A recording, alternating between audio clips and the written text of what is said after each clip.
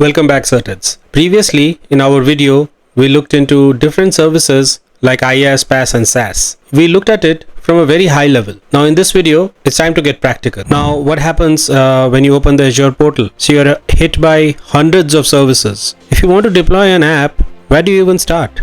I know how it feels like. It feels like you have been asked to build a complex application in a massive factory, and that too without a blueprint. Every click is a guess, every choice feels terrifyingly permanent. Last but not the least, there's a fear of massive, unexpected bill that is very, very real. But what if I told you there is a map, a simple, elegant blueprint that organizes every single thing in Azure? What if this entire universe, from the smallest file to the most complex AI model, is governed by simple 4-level hierarchy? Understanding this map is the difference between being lost in the cloud and becoming an architect. Today, we are not just looking at the map. We'll uncover the blueprint, wield the command line tools like an expert engineer. And by the end of this, you will have built your first ever deployment, turning that overwhelming chaos into a clear path forward.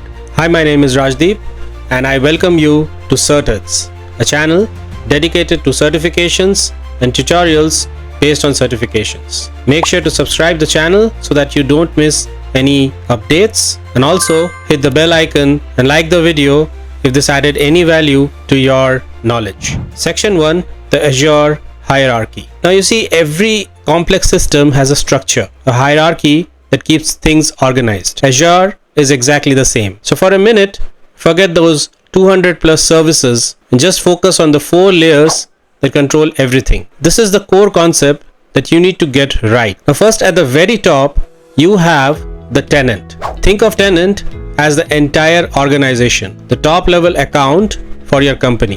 When you sign up for Microsoft cloud services like O365 or Azure, you create a tenant. It's represented by Azure Active Directory instance, which is now officially called Microsoft Entra ID, though you will see Azure AD everywhere. This is your identity foundation. What does it hold? It holds all your users and groups, controlling who can build and manage things. It doesn't hold the actual resources, but it holds the identities of those who can manage them. Now, why does this matter? Because this is your ultimate security boundary. It's your main gatekeeper for your entire cloud environment. You decide who gets in and who stays out. Next, every project needs a budget. This brings us to subscription. The subscription is your primary billing account. It's a container for billing and setting limits. When you spin up a virtual machine, the cost of that VM is billed directly to the subscription in which it lives. Crucially, the subscription also has service limits. Azure might cap you to 20,000 VM cores per region within one subscription. Now you see, organizations often use multiple subscriptions to create hard financial divides, like one for development, another one for production, another one for staging. Now what this helps in doing is, it stops your dev teams from accidentally blowing up your entire production budget. A subscription belongs to only one tenant, but a tenant can have many subscriptions. Heads up, this is a huge deal for AZ-900 exam. So remember, the subscriptions are your main boundary for billing and rules. Now with projects funded, you need to organize them. This is where the resource group comes in. Now a resource group is your project's container. It's a logical folder where you put all the related parts of a single application. For example, if you have a web app, you can put the database, its storage account, and the web app itself in one resource group. Now this is incredibly powerful. When you want to decommission the app, you don't have to go hunt down every little component. You just delete the resource group and Azure deletes everything inside. It's like deleting a folder and all its content in one go. A resource has to live in only one resource group. Finally, at the ground level, you have the resources themselves. They are the actual building blocks, the services which you deploy. For example, virtual machine, SQL databases, storage accounts, each one is a resource. Now each resource, as I said earlier, lives inside a resource group, and each resource group lives inside a subscription, which is in turn governed by a tenant. So what is a grand map? The grand map looks something like this. There is an Azure account or a tenant under which you have subscriptions, and subscriptions will have resource groups, and resource groups will have resources inside it. That's the hierarchy that explains everything. And you can start building this structure for free. Azure free account gives you $200 credit for 30 days, plus 12 months of popular services, and dozens more are always free. This includes 750 hours a month for a basic B1S virtual machine, which is more than enough to get your first server online. Let's dive into the Azure portal and understand different ways to interact with Azure. Now you have already seen the user interface. That's the very basic and common way of interacting with Azure. But let me show you the command line interface. And before that,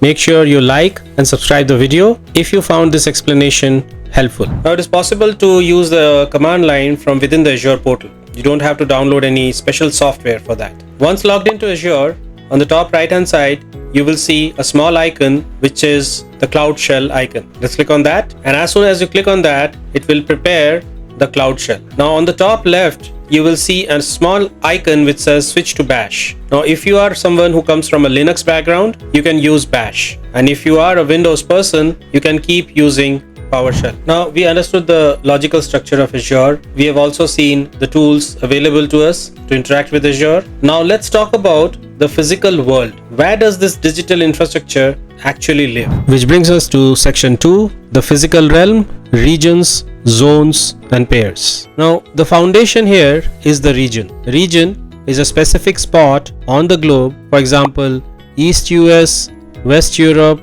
The region contains more than one data center. As of early 2026, Azure has a massive global footprint with over 70 regions. When you deploy a VM, you pick a region, and that's where your VM physically lives. This choice is critical because of two reasons: speed and law. You want your resources as close to the users as possible just to reduce lag. And also, you have laws like GDPR, which you might be legally required to follow and keep your customers' data inside a specific border like a European border. But what if disaster takes over an entire region? A hurricane, an earthquake, a massive grid failure. For that, Azure has a region pair. Most Azure regions are paired with another region, usually in the same geography but at least 300 miles away. It's like pairing West US with East US. This is for disaster recovery. Some services can automatically replicate your data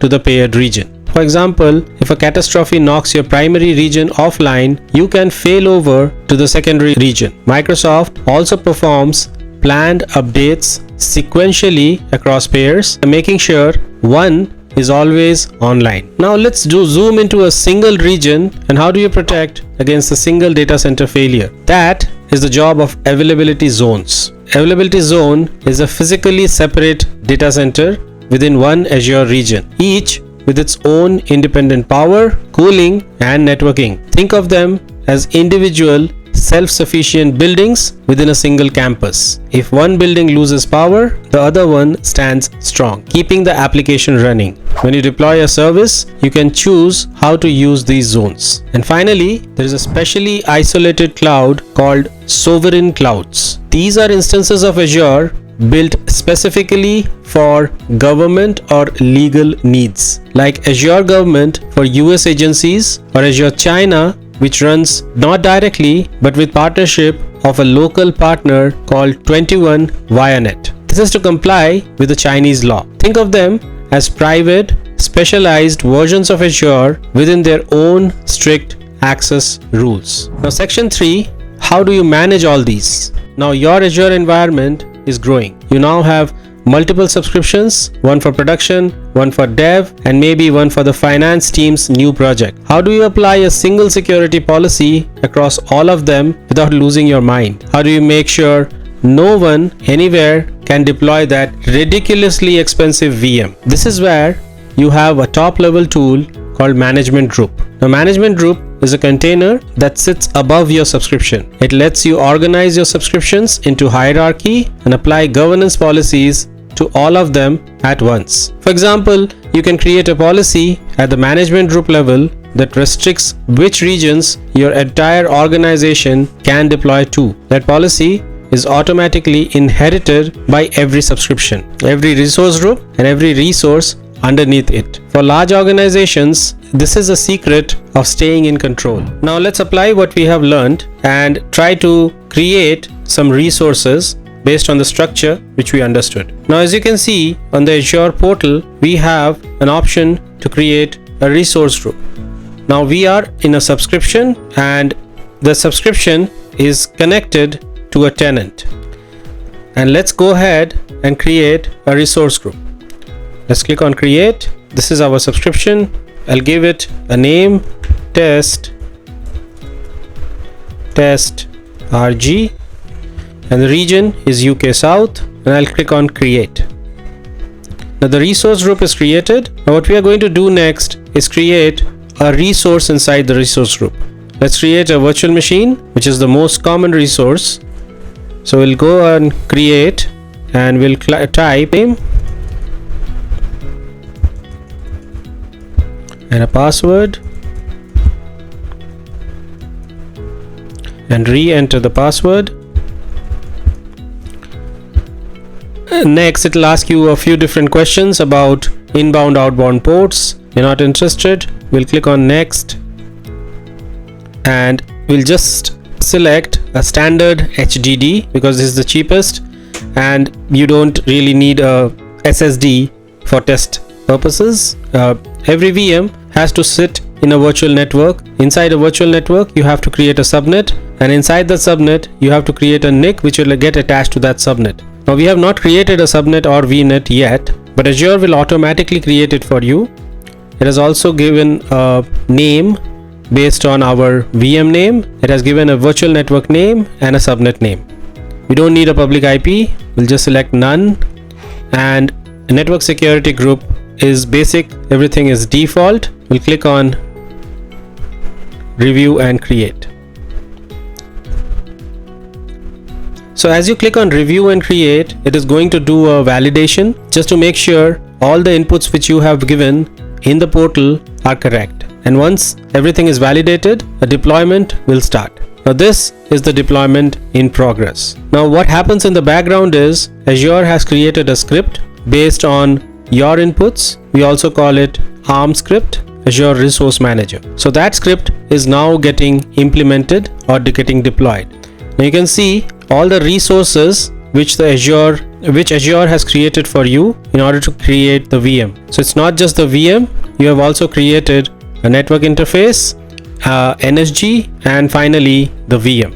It has also created a VNet for you. Now if you go back to the resource group, you will find that VNet. Let's go back to the resource group, test RG, and we'll see we have a VNet as well as there is one subnet which is attached to this VNet. So this is the default feature of Azure. Now what you did is you just interacted with the Azure portal, you created your first resource, and you see it's very simple. So now you know the hierarchy, that is your core organizational structure, which is a tenant, subscription, resource group, and resource. You know the physical world is your defense, regions for your global reach, and availability zones as your isolated data centers against disaster. You know management groups are your control center for managing that entire environment. You're not just a user clicking buttons anymore. Your next step is to start building infrastructure. Now, if this map helped you feel like your cloud setup is finally starting to feel manageable, hit that like button. Also, drop a comment below. What is the single biggest fear